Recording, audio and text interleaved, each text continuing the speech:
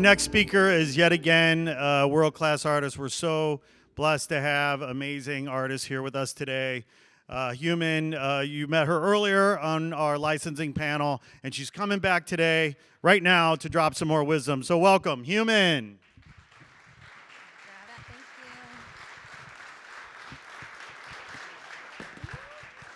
Sorry. You know how it's really annoying how everyone in our society is just always on their phone? Well, that's about to be me right now, so sorry about it. I'm Allison. In the arts community, people know me as Hueman. And I'm just going to take a moment to talk about my journey in the art world. It's not very linear. It's actually more of a jumbled mess, but I'm going to try my best to give you the Cliff Notes version. Oh, is the clicker somewhere?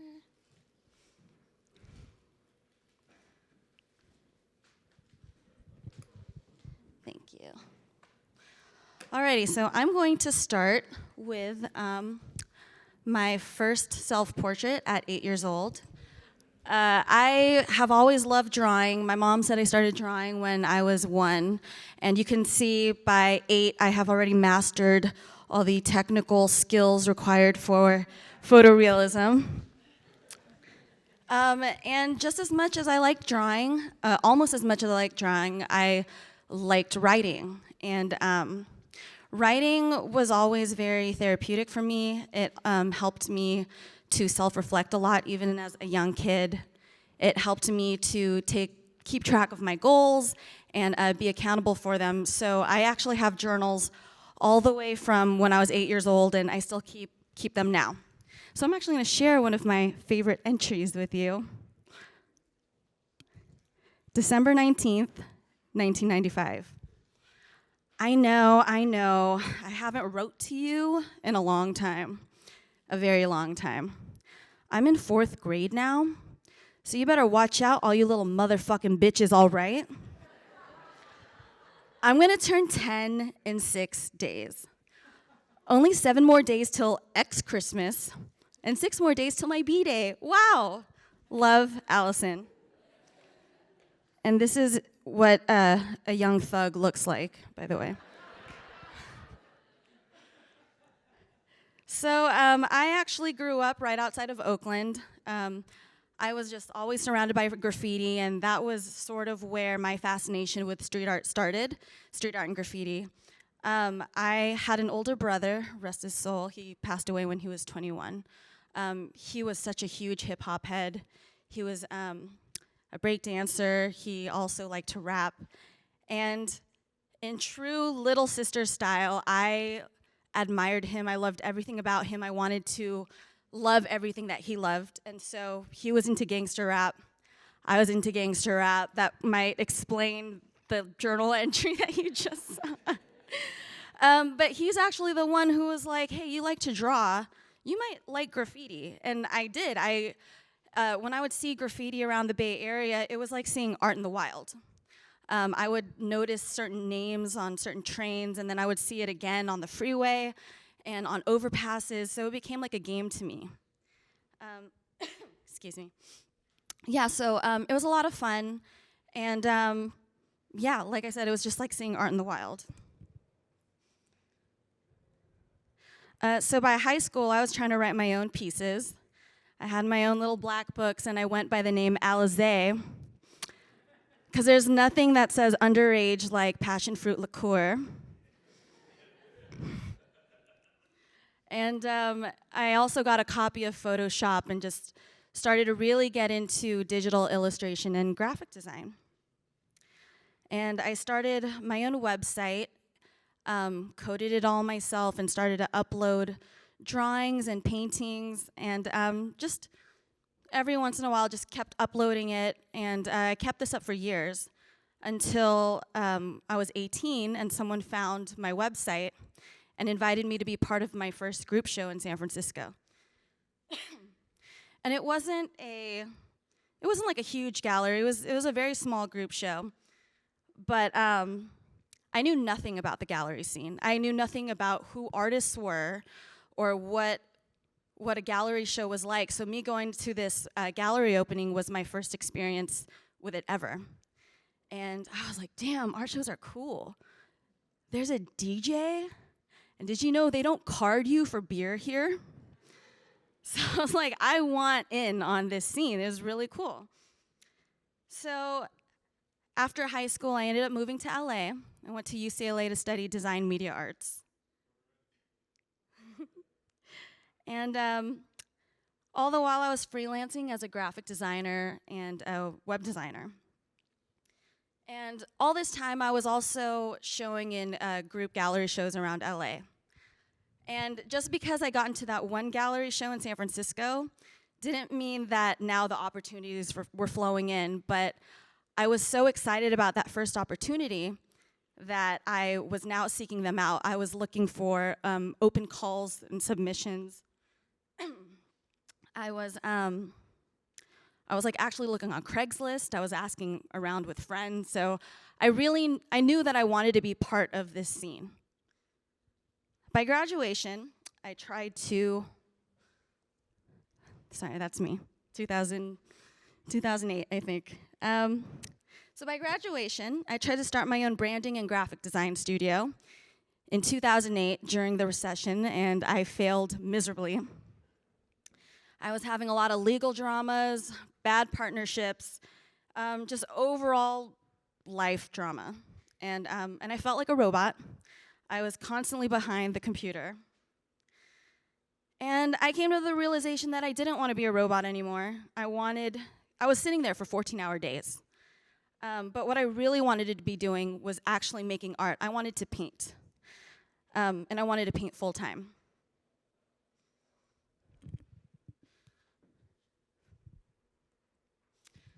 So I began to tell people that I wanted to paint walls. I was now like really involved in the LA art scene, so I was just putting it out there, telling people, if you have a wall, if you need help painting a mural, let me help you out. And people were listening, and I went on Craigslist, and because there's people that want murals but don't know where to go. So I was finding opportunities everywhere I could find it. And I would also approach building owners and be like, do you want a mural here? And I got rejected most of the time, but I was just very proactive in everything I did. So I ended up working my first ever non-freelance office gig for Playboy TV, and I loved it. I loved my coworkers, I loved the steady paycheck, and I photoshopped boobs and butts all day, so that was really exciting. And it was just easy. Up until then, I had been freelancing this whole time, and now I was like, wow, I don't have to struggle anymore. I can just come in, hang out with people that are now my friends, and get a paycheck every 2 weeks. This is great. So I took my office job money, and I went on a painting trip around Europe. And I found walls through friends and friends of friends and just people in my social networks. And just painted all over. Oh, so when I came back, I ended up getting laid off while I was painting a wall. And it was just really ironic because I remember getting the phone call as I was painting, and after I got off the phone, I literally had a spray can in my hand, and I was like, this can't be more symbolic. I guess this is what I'm gonna have to do now. So since then, I didn't really have a choice. I didn't have any opportunities lined up. But at that point, I knew, especially after my Europe trip, I knew that this is what I wanted to do with my life. And so I just continued to make it happen. And eventually, I ended up doing a bunch of solo shows, painting around the world, and licensing my art. And when I made that decision to start painting walls, I had already began to plant the seeds for my art career. And although opportunities were now starting to come in because people were seeing my walls on the street, I never became complacent. I was constantly looking for more opportunities, constantly talking to people, constantly making connections with people. And yeah, this is one of my favorites in the Arts District. So since that day I got laid off, I ended up doing a lot of product collaborations. This was actually before then, though. This was the one that I was talking about during my licensing panel, the North Face collaboration. Also did a Xbox collaboration, a Nike collaboration for the Olympics in Rio. And this is the Nick stores I was talking about, and that one's in New York. And most recently, I did the cover for Pink's new album. And so these are only a few of the things I've done in the last years. And so you might be wondering, how exactly did I make it to this point? It's been through a lot of trial and error that I've found that the following 3 values are my trifecta to live by.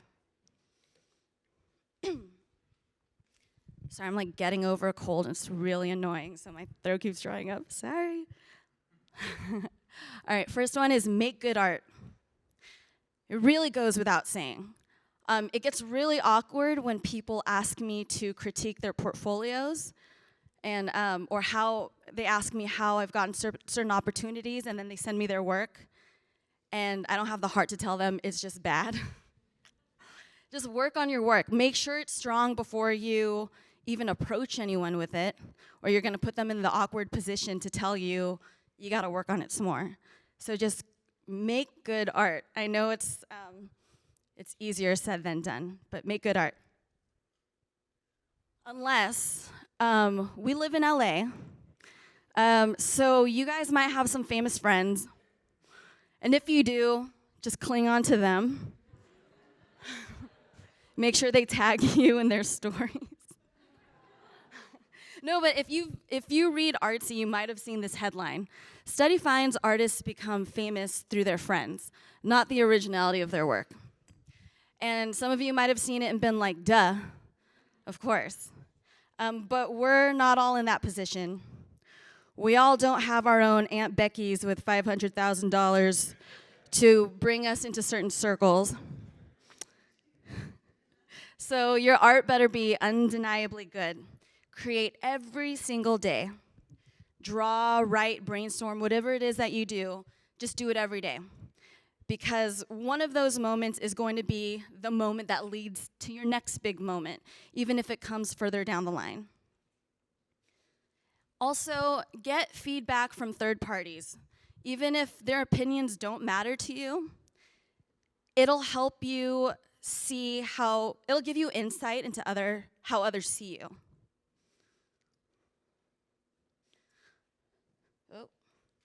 Oh yeah, sorry, don't be an asshole. Don't front, don't try to be any other artist but yourself, be genuine. Don't network.